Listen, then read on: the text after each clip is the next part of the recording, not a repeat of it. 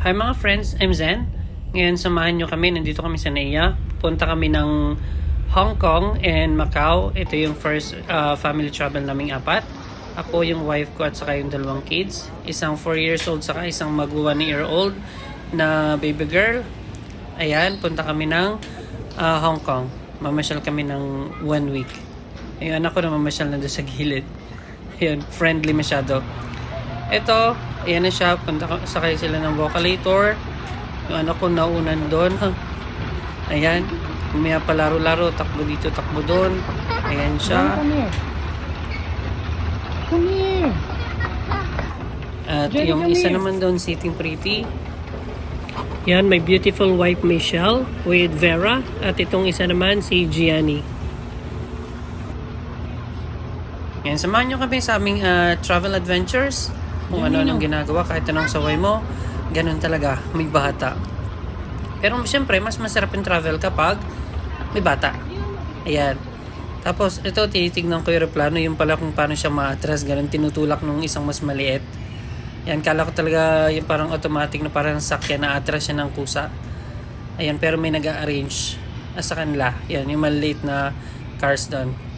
At ito na nga, tinawag na kami, onboarding na, papunta na kami sa aeroplano. Ayan, may dala stroller, siyempre may bata. So ang sabi, iwanan namin doon sa may front door, tapos babalikan na lang namin pagdating sa Hong Kong. And ayan nga, ito na, nasa taas na, kita mo na yung mga ulap. Ayan, magandang view. Which is for sure happy ang mga bata. And happy rin kami.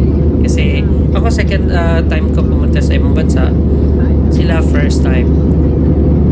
Kaya yan, for sure mag-enjoy talaga sila dito. At ito, magpapahinga muna kami. Kasi matagal-tagal pa yung biyahe hanggang makarating kami ng airport.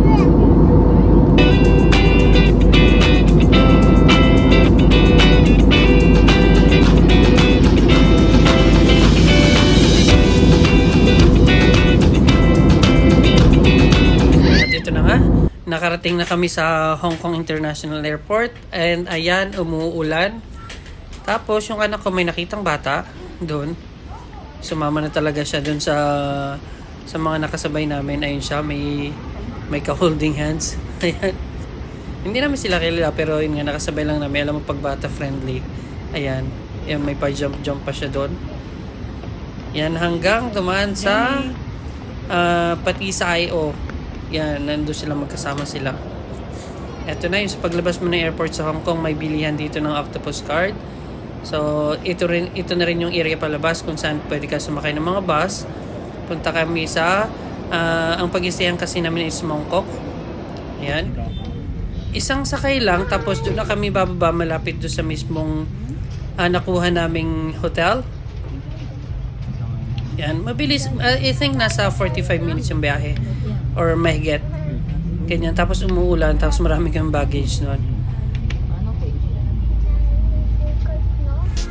At syempre, hindi mawala ang picture taking. Ito, dito sa may Victoria Harbor. Syempre, magandang place. Lalong-lalo na sa mga tourists. Ayan. Kitang-kita nyo yung background. Yung mga building dun sa likod.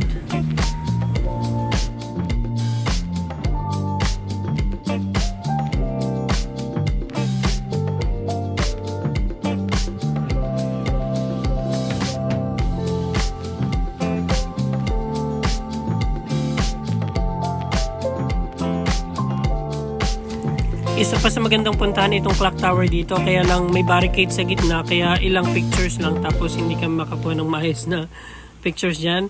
Tapos manonood ng Symphony of Lights. Ayan, karga ko yung maliit, si Vera. Ayan, happy siya.